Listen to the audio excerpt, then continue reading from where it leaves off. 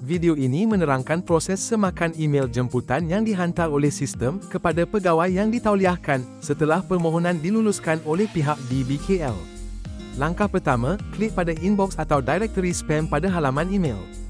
Pengguna boleh melihat butiran email yang menerangkan langkah-langkah untuk membuat pengaktifan akaun aplikasi pintar sistem perolehan dan pengurusan projek DBKL.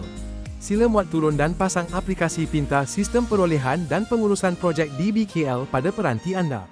Apabila selesai memasang aplikasi, buka aplikasi dan tekan butang pengaktifan. Masukkan nombor kad pengenalan dan 6 digit nombor kod pengaktifan yang terdapat dalam email jemputan. Klik butang seterusnya. Kemudian, cipta kata laluan. Kata laluan haruslah mematuhi syarat keperluan yang telah ditetapkan. Akhir sekali, ikuti arahan untuk proses pengesahan muka. Setelah selesai, klik butang hantar di bahagian bawah skrin.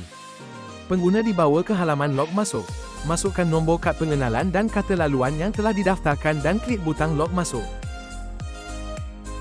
Pengguna boleh melihat tutorial yang disediakan dalam aplikasi ini sebagai panduan. Terdapat satu notifikasi pada ikon jemputan. Klik butang terima dan klik ya untuk pengesahan sebagai wakil sah kepada syarikat tersebut.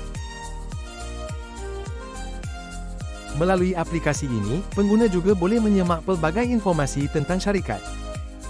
Terima kasih kerana menonton.